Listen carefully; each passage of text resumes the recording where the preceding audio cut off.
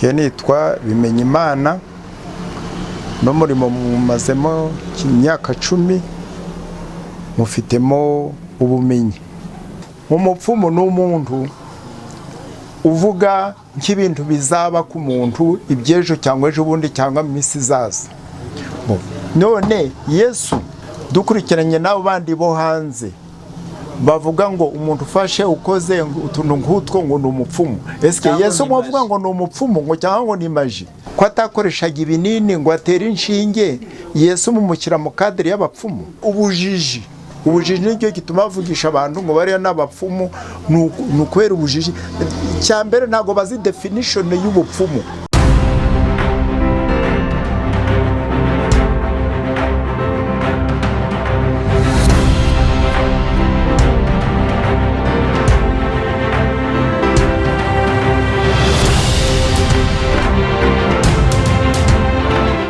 Reka tubasuze tubifuriza ibihe byiza abakomeje gukurikira umuyoboro wacu wa YouTube.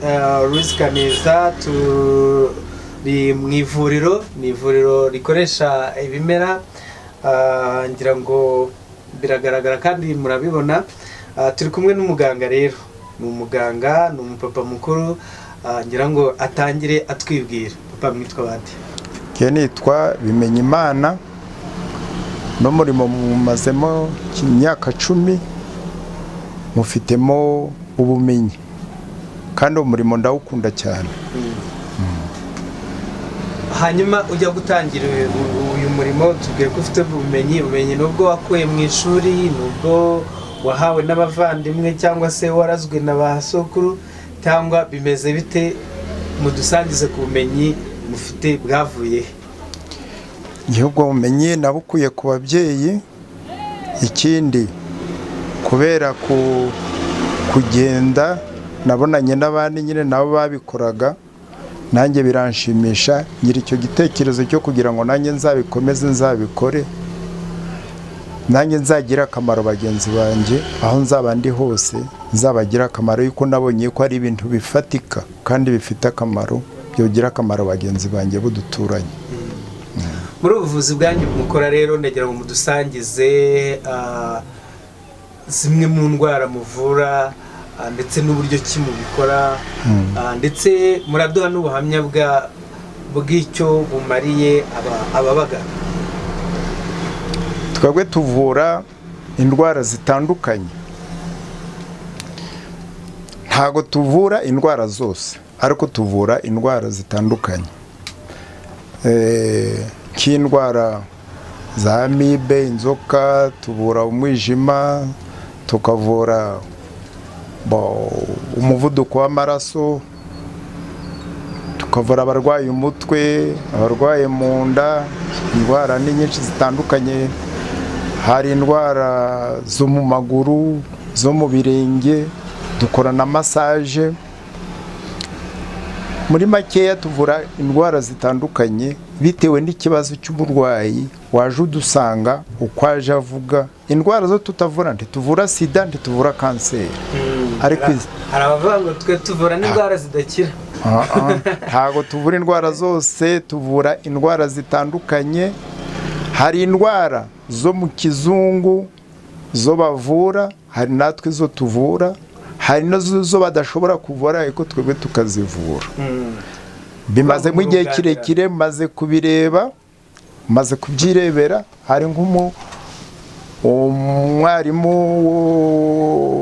wigeze kugera hano afite plâtre, arwaye akaboko ameze nabi, bamubwira yuko cya gisima cyo bashyira ku kaboko k'umuntu yavunitse, yararwaye.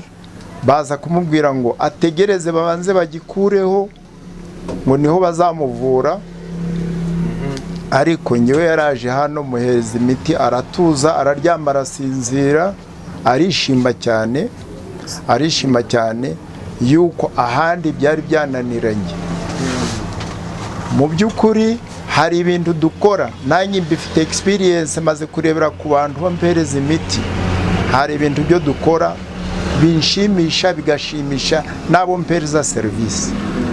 Ibyo rero bigatuma ngira courage, nkagira igitekerezo cyo kugira ngo nkomeze mfashe bagenzi banjye kubera akamaro ko mbafitiye nako mbagaragariza, bigatuma mbona n'abandi baza bansanga kubera serivisi, kubera ibikorwa byiza mba mberetse.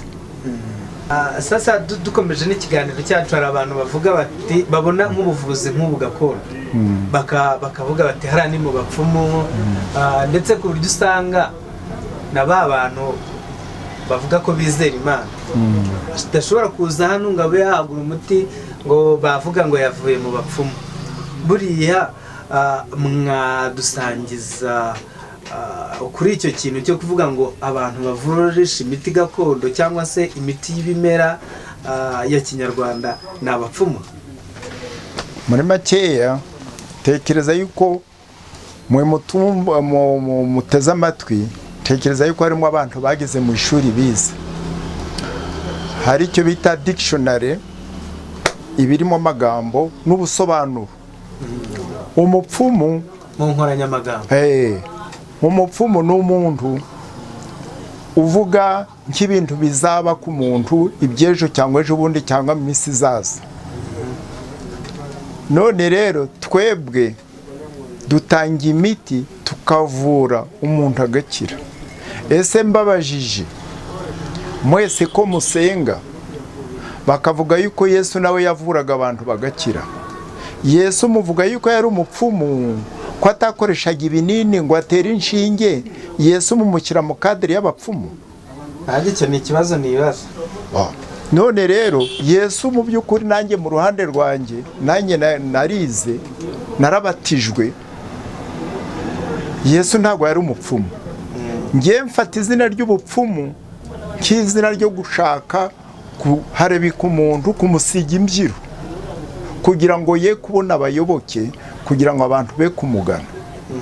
Kandi muzi yuko mu 1992 twabonye ubwigenge, ariko kugeza na none hariho abantu bagitegekwa n'imitekerereze y'abazungu, bakabona yuko ibyacu twe birabura yuko ari ibintu bibi, n'umuwirabura yavura bakavuga ngo ni umupfumu. Ni ibintu byazanywe n'abazungu badutegetse, ni colonization. Bo bagurisha imiti yabo, iyacu bakayijugunya iruhande ngo nibyo abirabura, nibyo abashenzi, nibyo abantu batize. Ariko mu by'ukuri abazungu batari baza, abirabura ntago twari turiho, ntitwabonaga imiti, ntago twavuraga. None abazungu bazana ibyabo by'ibinini byo bakoze, ari byo muha agaciro yuko bizanywe n'ibara ry'umuzungu.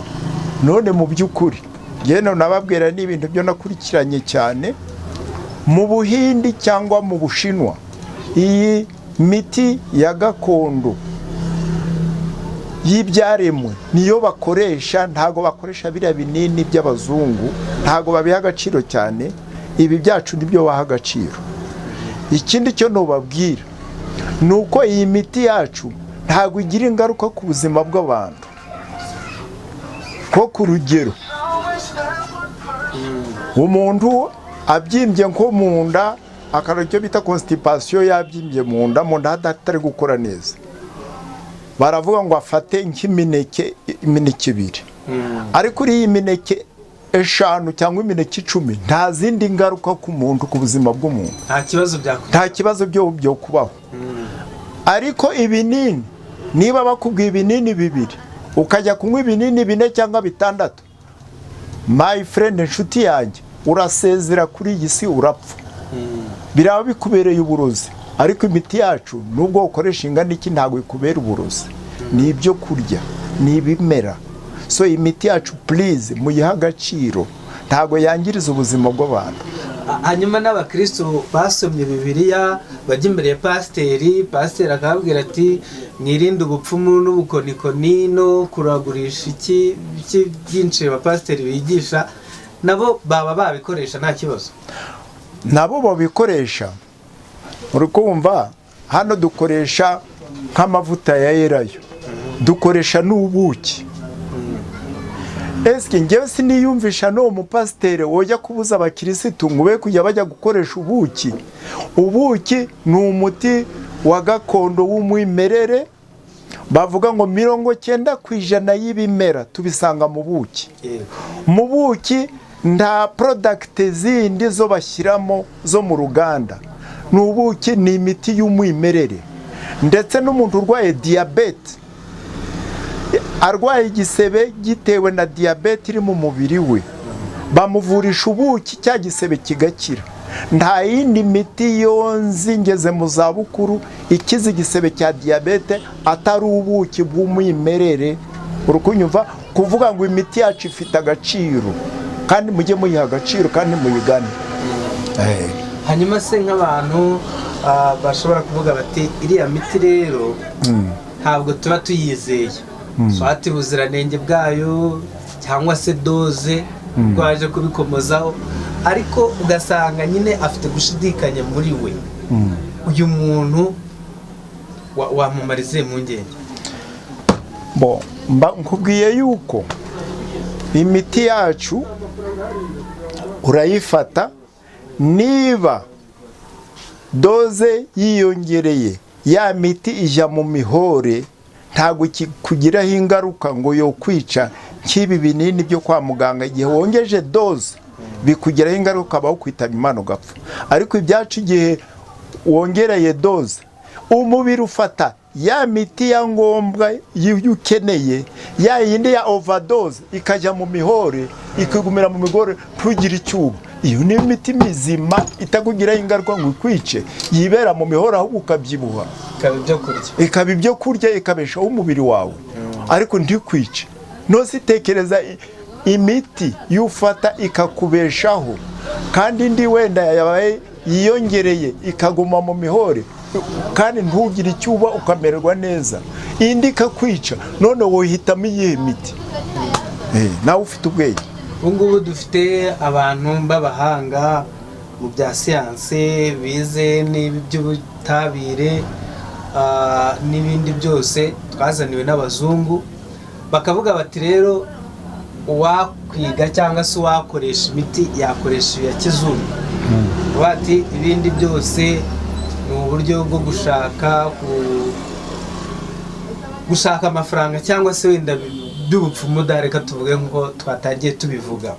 Hanyuma muri iyi miti yawe ushobora kutubwira wenda nk'urugero rw'umuti ushobora kuba wavura umuntu mu gihe wenda kwa muganga ashobora kuba yarakoresheje bikanga cyangwa se yaravurije bikanga, ariko yagera ukamuvura agakira?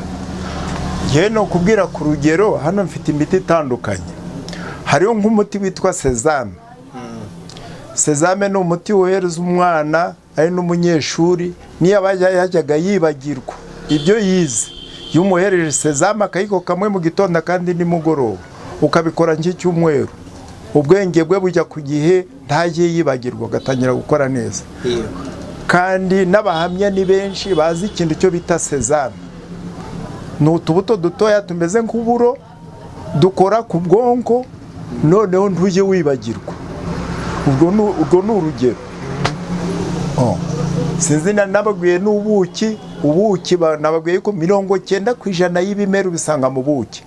Ubuki buvura indwara nyinshi, harimo nk'inkorora, igisebe cyanze gukira, ibintu bitandukanye by'ubuki bukiza, yuko haba harimo ibintu byinshi cyane biba biri mu buki. Inzuki zijya ahantu henshi kujya gutara kugira ngo zikore ubuki.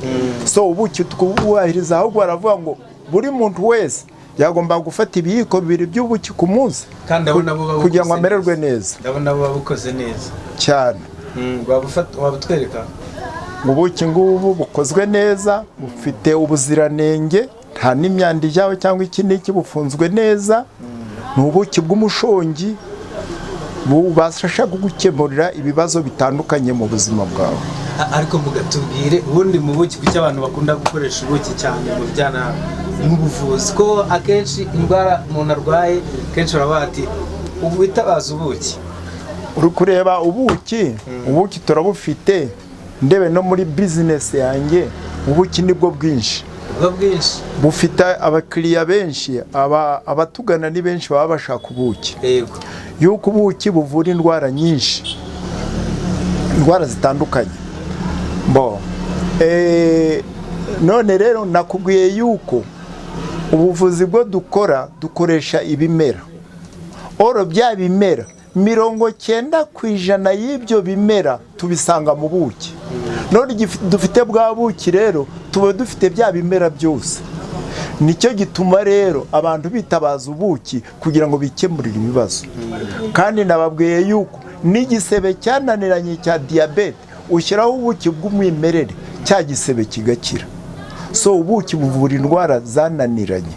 So ubuki ni ingenzi, buvura ibintu byinshi. Mu gihe umaze ukoresha ubuvuzi buri traditionnel, duha ubuhamya tubwire wenda nk'abantu bagiye uvura nuko bagiye bagaruka ndakubwira ati giye rwose narakize kandi nkira neza, akaba yanagushimira noneho utubwire nicyo bigufasha nk'umuntu umaze igihe abikora kandi ukaba ugeze mu zabukuru ukavuga uti ibi bintu nzabikora kugeza ku iherezo ry'ubuzima bwanjye. Maze rero mu by'ukuri ngewe yuko hano maze kumara imyaka 10 ndi gukora mvura abantu, ntago byoroshye kugira ngo ndibuke abantu bose banyuze imbere yanjye ndi kubavura. Maze kuvura abantu benshi cyane kandi baza bambwira yuko bakize. Ntago nashoboye kurekodinga amazina yabo mu myaka 10 mvura abantu, ariko ikingaragariza yuko serivisi yanjye ari nziza kandi ngakomeza kuyikora nuko nkomeza kubona abandi bangana boherejwe na babandi bo navuye mbere, bava nujya hariya urakira. Ndetse nashatse kugira wenda ngo njye nko kuri radio njye kwamamaza ibikorwa byanjye. Abandi baza kumbwira ngo no muzehe, wowe tanga serivisi nziza abakiriya bazizana. Kandi niko kuri nibyo nkora. Njye nicare hamwe ntaho njya, ntago nkora propaganda ngo iki niki. Ngewe serivisi yanjye ni ituma mbona abakiriya kandi na wamuga nkawukunda yuko mbona abakiriya. Icyo nshaka nkakibona, nicyo gituma nkunda n'umurimo. Kandi mu by'ukuri ngewe no babwira yuko hajya gukora babandi b'ikizungu bakavura nanjye nkavura. Mureba kuva mu gitondo kugera nimugoroba uwatanze serivisi mukareba na serivisi yanjye yuko ngewe nzi ntuza capacité n'ibintu byo nkora, yuko mbandi proud, ndabyishimiye cyane yuko nzi umusaruro wo bitanga kuri bagenzi banjye. Nzi serivisi yo notanga kandi kampesha n'agaciro, kandi n'abagenzi banjye nk'abaheza serivisi nziza bakishimye. Geze no haze no byerekana yuko n'ibintu byo maze mu gihe kirekire. Urakoze cyane. Ariko iyi miti harimo imiti uretse wenda imwe twagiye tubona ifunze mu buryo nyine bumeze neza, bigaragara ko iteguranwe isuku. Ariko iyi miti babapfumu bo twaruze tuvuga ko ntabwo bayikoresha. Abapfumu kwa kundi aza akakuragurira akakubwira bizakubaho cyangwa ibizaba, yarangiza akavuga ati twara uyu muti wisige cyangwa ugire gute na gute, ariko ka kantu ko kuragura nako yakadobetse. None ngewe ntekereza yuko nakubwiye umupfumu icyo ari cyo. Yego, n'umupfumu urabiha. Nakubwiye ko umupfumu ni umuntu uvuga amagambo nyine adafite gihamya, adafite preve, adafite ishingiro, akavuga ngo iki niki kanaka yakuroze cyangwa kanaka yakugize nabi iki niki. Ibyo ni ibintu byo guteranya abantu bidakwiriye. Ugomba gukora ibintu bifatika. Urukunyumva, ndaguhereje urugero nk'umuntu usenga. Yesu ko yavuraga yari umupfumu, ko atatanga ibi niki ni yari umupfumu. None kubera iki abandi notanga imiti yanjye y'ubu ntuzankavura imiti y'ibyatsi ukajya kuvuga ngo ni umupfumu? Iryo zina ry'umupfumu buri kuye ni izina ryo gushaka gusiga imbyiro z'abantu. Kandi mu by'ukuri dufite icyo bita uburenganzira bw'ikiremwa muntu bwo kuvuga, ariko ntabwo dufite uburenganzira bwo gusiga imbyiro bagenzi bacu. Ahubwo ibi ngibi na Yesu nawe yarabikoze wa mugani ngo yaciye hasi atoba kondo arangije aragafata agasiga ku muntu urawe ntiyakoze umuti nyine akawukoroga akawo umuntu agakira. Yes, yakoze umuti awuhereza umuntu arakira. None se ko yawukoze yari umuvuzi asanze abantu naturel.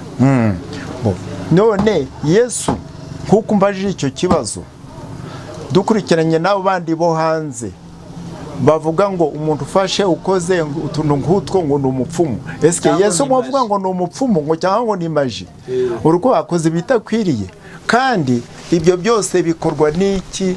Ni ikintu cyo bita ignorance, kuta ubujiji. Ubujiji nicyo gituma bavugisha abantu ngo bariya n'abapfumu, nukwera ubujiji. Cyambere ntago bazi definition y'ubupfumu. Umupfumu ni ikindi babizi, babivuga batabizi. Umupfumu ni umuntu ujya kukubwira ibintu bizaba bidashobotse akajya kubikubwira. Oro twebwe turavura tukaguhereza imiti ugakira ukagenda, kuko Yesu nawe yabikoraga atangaga imiti umuntu akagenda agakira. Urukunyumva ariko ntago yavuga ngo Yesu yari umupfumu. Iryo jambo muryikuremo ni ijambo ryo bita pejoratif, ijambo ryo gusiga umuntu imbyiro ryo kugira ngo ye kubona abayoboke. Ryo kugira ngo ye kubona abayoboke. No muri business birabujijwe kugira ngo ujye kuzambya izina rya mugenzi wawe, ndetse n'ibintu bihanwa n'amategeko. Ntabwo ugomba kubona business ya mugenzi wawe ngo ujye kwisiga imbyiro kugira ngo ye kubona abayoboke, nawe uhanwa n'imbere y'amategeko. Ni ikibazo cy'imyumvire. Ni ikibazo cy'imyumvire. Bafata umuntu bakumva ko nyine ubuvuzi gakondo bwose ari force magique. Kubera ko hari nk'ahantu umuntu umwe byigeze kumbwira ati jewe nahuye n'umuntu w'umuvuzi atariko navunitse atarangije ati mukumvura kwe ati ntabwo yigeze ankoraho nta miti yamaye ubwo na hantu yafashe afata igicucu aracukura arangije ajya ashyiramo imiti ngiye nditahira ndakira. Nk'ubwo buvuzi bumeze gutyo bukorwa bute? Mu by'ukuri hano tuzi ubuvuzi bwo musanzwe muzi hano hanze n'ubuvuzi classique bwo hanze bwo kuguhereza ibinini no kugutera urushinge. Hari ubuvuzi ni bwinshi muri iyi si. Ibyo byose byo tuvuga cyane cyane biba bishingiye ku bintu byo bita ignorance, kutamenya. Ignorance biterwa n'ubujiji. Yuko ubuvuzi ni bwinshi, ntabwo ari ubu gusa bwo mureba hano hanze. Hari ubuvuzi bwo bita hydrotherapy, kuvurisha amazi. Amazi baravuga ngo ugiye unywa amazi gizo ko ku biro 10 ukanywa ikirahuri kimwe, waba ufite ibiro 60 ukanywa ibirahuri 6 by'amazi buri munsi nta ndwara izakugeraho. Niba ufite ibiro 100 yunywa ibirahuri 10 ku munsi by'amazi, uzaba wivuye, uzamererwa neza kandi ugira amahoro. Ikibazo yuko hariho abandi bavuga ngo bo ntago banywa amazi, barajya kunywa ibigage cyangwa banywa imitsingi cyangwa iki ntago bushyira amazi mu kanwa. Icyo gihe baba bari kwica ubuzima bwabo. Muzarebe igiti kiri ku gasozi n'igiti kiri mu kabandi iruhande rw'amazi biratandukanye. Cya giti kinywa amazi usanga kimeze neza, gitoshye, kimeze neza, ariko igiti kiri ku musozi kitabona amazi usanga cyarumye. Jya kureba ibiti nka bya shirongira zo mu Gakenke n'ikindi bitabona amazi biri mu kugasozi hari cyane, ubona yuko bitandukanye n'ibiti biri mu kabande. So icyambere ugomba kunywa amazi, yuko amazi n'ubuzima. Urukunyumva ukivurisha n'amazi. Amazi uyanyoye yo gukemura ibibazo byinshi. None rero nicyo nababwiraga, hariho ubuvuzi bw'amazi bwo bita hydrotherapy, kwivurisha amazi. So kubabwira ngo ubuvuzi ni bwinshi, ntabwo ari ubuvuzi bw'ibinini gusa. Hari nicyo bita ubuvuzi wajya hanze ukota akazuba, harimo vitamine D. Igihe ugiye hanze ukota akazuba ka mu gitondo cyangwa kandi mugoroba, ubonamo iyo vitamine ukumva umubiri wawe umeze neza. Ubuze iyo vitamine worwara ukamererwa nabi. So no kujya hanze ukota akazuba ubu uri kwivura yuko uri kubona ya vitamine D. Urukunyumva yubuze mu mubiri wawe, wajya hanze ukayibona vitamine y'ubuntu yubonera hanze kwizuba, ryazuba rya mu gitondo n'akazuba ka nimugoroba. So mu kubabwira ngo ubuvuzi ni bwinshi, ntabwo ari ubu gusa bwo mureba hariya ngo ugiye ku bitaro cyangwa hehe, ubuvuzi ni bwinshi bwo twunganira kandi tukamererwa neza cyane rwose. Hanyuma rero utumye ngira akabazo k'amatsiko. Uyu mwuga cyangwa se abantu bavurisha iyi miti gakondo, abenshi batekereza ko batize, hari ugasanga bavuga ati uriya muntu n'ubundi ni ukugenda agahondagura cyangwa agasekura mu isekuru cyangwa akagira utakaguhereza akanywa, ariko ntabwo yize, nta nubwo azi gusoma, nta nubwo azi no kwandika. Buriya abo bantu koko uyu mwuga ukorwa n'abantu batize? uno mwuga ntabwo ukorwa n'abantu batize, n'abantu bize barawukora mu gihe bawukuze bakabijyamo bakabona ibyiza by'uwo mwuga bawujyamo.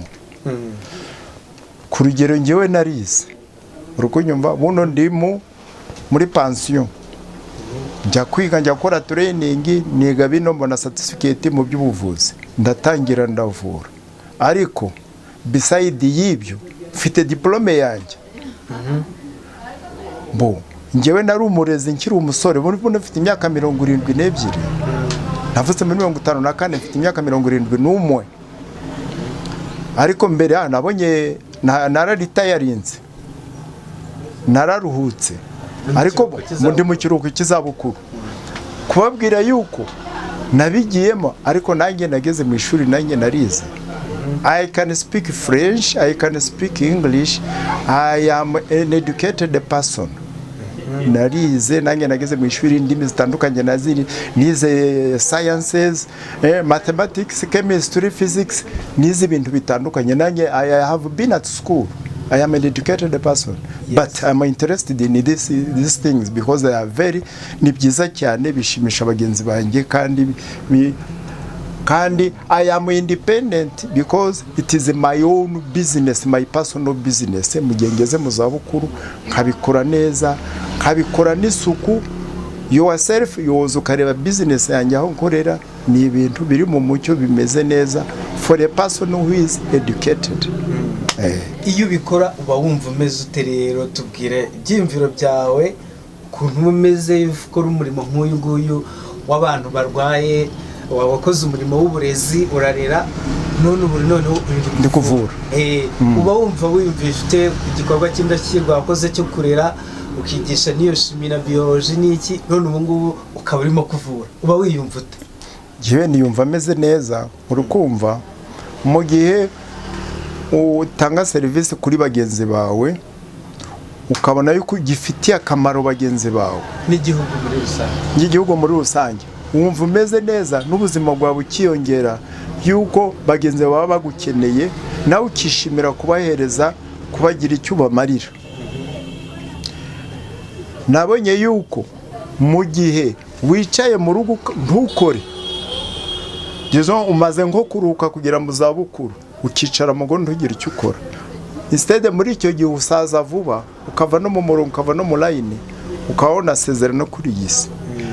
Igihe ukiri active, ushobora gukora, ugakomeza kubana na bagenzi bawe, ukagira akamaro bagenzi bawe, nawe bakakugana, wumva umeze neza, ukagira imbaraga, ugakomeza kubana na bagenzi bawe, na mind yawe n'ubwenge bwawe ugakomeza gukora neza.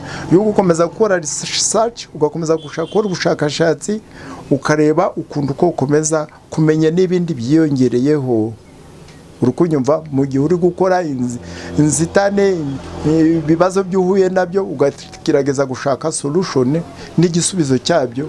Muri icyo gihe ubwenge bwawe wabukora, ntago uba domante ngo uryame ngo usinzire iki n'iki, ariko ukomeza kuba sharp, ugakomeza kuba kuri line, ugakomeza gukora na bagenzi bawe, n'umutwe wawe ugakomeza gukora, n'ubwenge bwawe ugakomeza gukora neza. Twagize amahirwe rero kuba turi na muganga uyu munsi, adusobanuriye byinshi, ariko nanone ntabwo twatandukana mutatubwiye indwara byibura nk'eshanu cyangwa zingahe, wenda mushobora no kuzirengaho, zibasiye abantu muri iki gihe, cyane ko muri abantu bakuru hari ingoma mwariye, hari n'izindi muri kurya, n'izindi muziyongeza.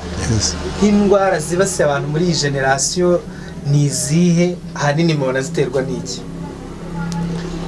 Ahanini indwara nyinshi ziterwa n'imiri. Hari nk'indwara z'inzoka, ku rugero indwara z'inzoka cyane cyane ziterwa n'imirire itameze neza. Hari ibyo kurya cyangwa ibyo kunywa byo dufata wenda bitameze neza, byagera mu nda tukamererwa nabi, tukarwara. Kenshi cyane cyane inzoka yibasiye abantu ni inzoka ya amibe. Niyo usanga abantu benshi batameze neza, bafite ibibazo, kandi inzoka bakabona imiti ntibakire iki n'iki, cyane cyane iyo nzoka ya amibe. Inzoka cyane cyane zimera abantu nabi, zitamere abantu batameze neza kubera inzoka, bituruka mu byo banywa n'ibyo barya. Ikindi, hari ingaruka amibe ikunda kugira ku buzima bw'umuntu. Amibe ituma umuntu disons niba yakiri mutoya ntabe ku byerekeye by'imyororokere bigacumbagira. Imibonano mpuzabitsina ukabona nabyo bigacumbagira, igihe arwaye inzoka ntatera akabariro neza.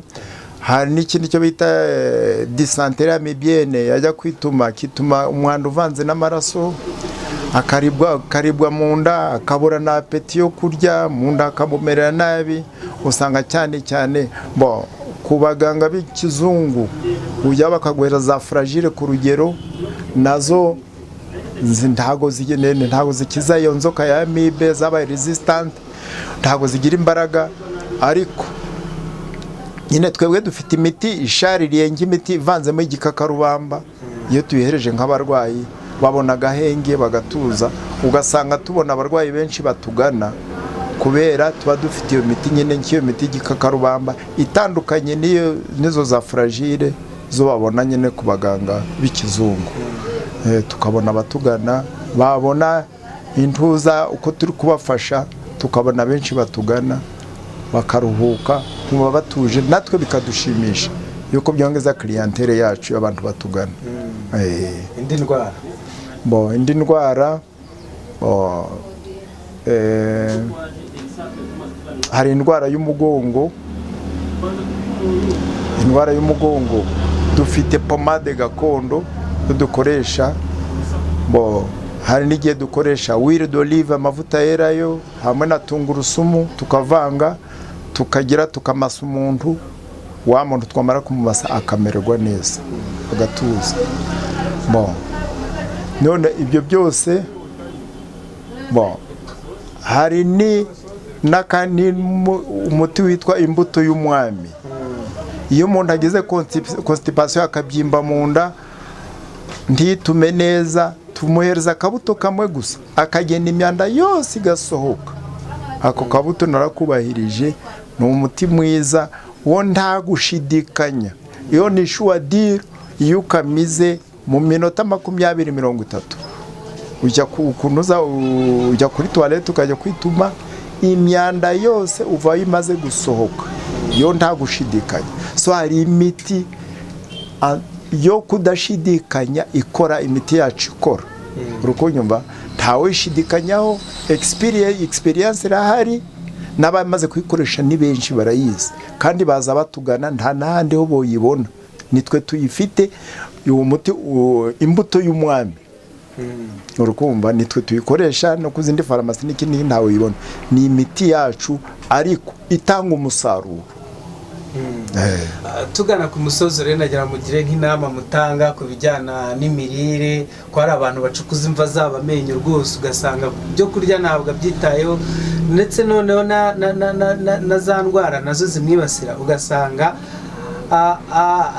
ibinini nibyo bimutunze cyangwa se imiti niyo imutunze. Nka muganga, nize nama watanga ku buzima bw'abantu muri rusange? Inama zo notanga nuko amafaranga yo batakaza kwa muganga bari bakwiriye kujya bagenda bakayagura ibyo kurya byo kubaka imibiri yabo, yuko imbaraga ziva mu kurya. Hano mfite nk'umuti witwa chia seeds. Chia seeds urimo intungamubiri nyinshi, ni nk'indyo yuzuye. Iyo ubiriye wiriguhaze, nturarikire kurya, kandi ukamererwa neza, intungamubiri zose ziri mu mubiri wawe.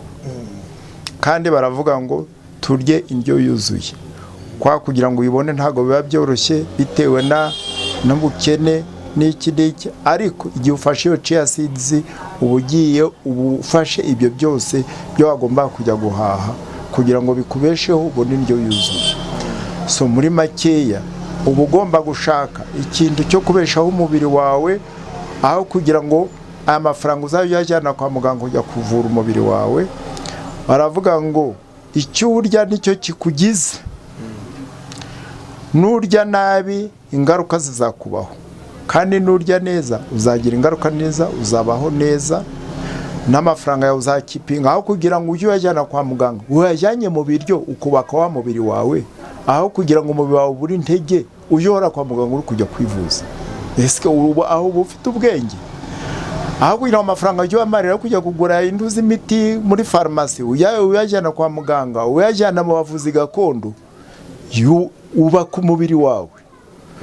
Kubu nobabwira batubwira yuko tudegerageza nyine, kuko umunyamakuru yambajije ngo mbe abavuzi gakondo ni abantu batageze mu ishuri cyangwa hariho n'abageze mu ishuri. Mubwire ko ngewe nageze mu ishuri, nge nanjye narize, mu byo nize nkora ubushakashatsi ngasoma ibitabo. Batubwira yuko ufashe elayo ugafata n'indimu ukabikoresha buri munsi ni by doctor, ntabwo uzongera kugera kwa muganga ngo ugiye kwivuza, kubera bya bintu byiza bifite intungamubiri byo wasize mu mubiri wawe.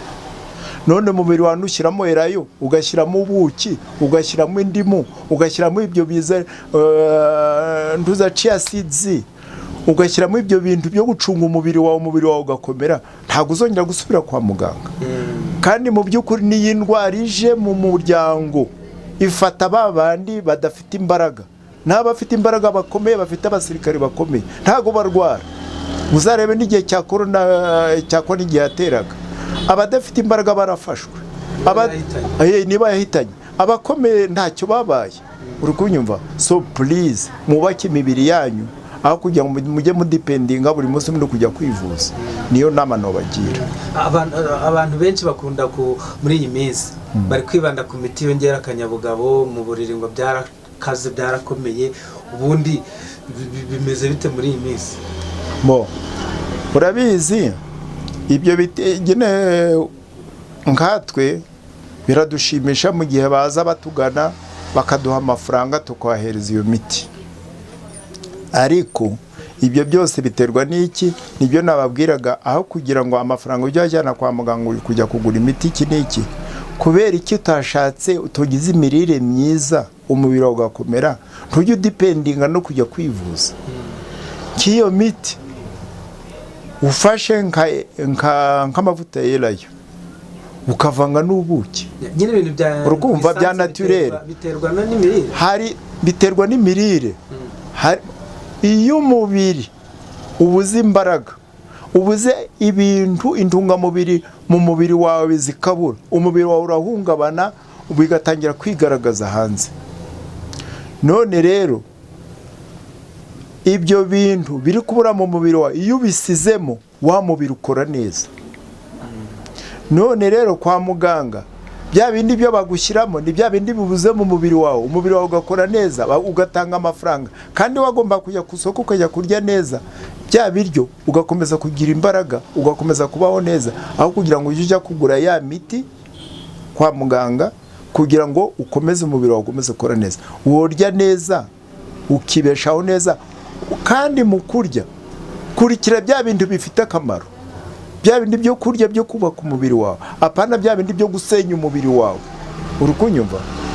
Ubitandukanye, uriye neza, nta n'ibyo by'akanyabugabo n'ibiki byose, udafite na za stress. Na stress nayibuza umuntu kubura amahoro mu mutwe no mu bitekerezo, nayituma ugira imbaraga nkeya.